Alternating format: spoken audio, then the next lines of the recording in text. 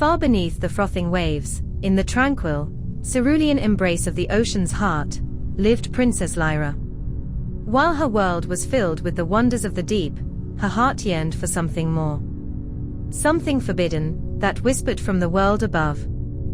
Her gaze always drawn upwards, Lyra followed a peculiar shimmer that led her away from her home and towards the graveyard of ships, a place whispered about in hushed tones by the merfolk.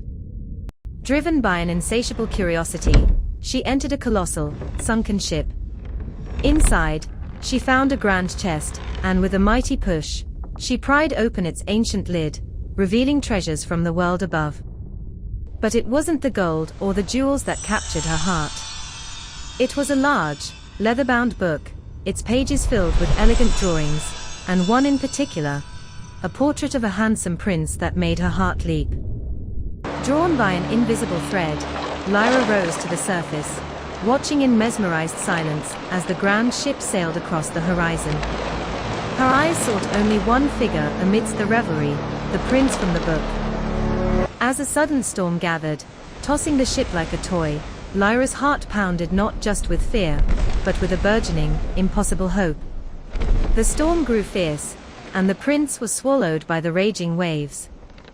With a final, monumental effort, Lyra pushed the prince onto the sandy shore, her powerful tail fighting against the storm's fury. He was safe. He was alive. But a young maiden from a nearby village appeared, her voice clear and melodic. The prince, his eyes fluttering open, saw her first. A silent, aching sadness settled in Lyra's heart.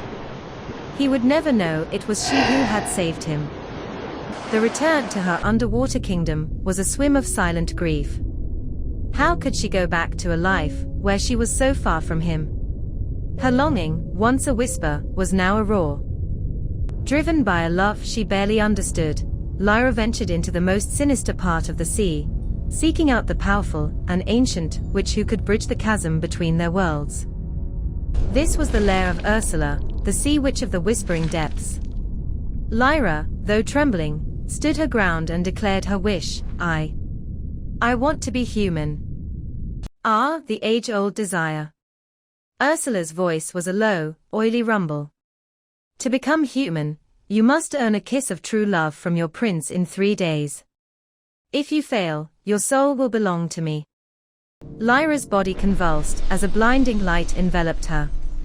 Her beautiful, iridescent tail split and reshaped, her powerful fins contracting into a human form she had only seen in pictures. The world above, Lyra quickly discovered, was a place of jarring new sensations.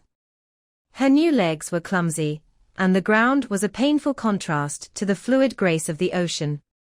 Lost and disoriented, she collapsed on the sand. The prince, captivated by the silent beauty of this mysterious girl, offered her a home in his castle. He told her about his kingdom and his search for his savior, never realizing the girl he was searching for was right in front of him. Their time together was filled with laughter and shared glances, a silent language they created between them. Lyra found a new kind of freedom, expressing her happiness through a genuine smile, as she danced with him in the grand ballroom. But a dark cloud loomed on the horizon. Unbeknownst to Lyra, Ursula had taken on the form of a human maiden, and, with Lyra's stolen voice, was enchanting the prince, making him believe he was in love with her. Lyra, heartbroken, stood on the shore as the sun set on her 3 days. Her sisters appeared with a terrible solution, a dagger to kill the prince and reverse the curse. Kill the man she loved. The very thought was a poison in her soul. Choosing love over her own life, Lyra flung the dagger into the ocean. The prince, his eyes cleared from the magical haze, saw the pure love in her eyes and plunged into the water, his hands holding her human form. A powerful, magical light enveloped them both, a pure love so strong it reversed the spell completely. Her legs remained, and the prince finally heard her true voice as she spoke his name.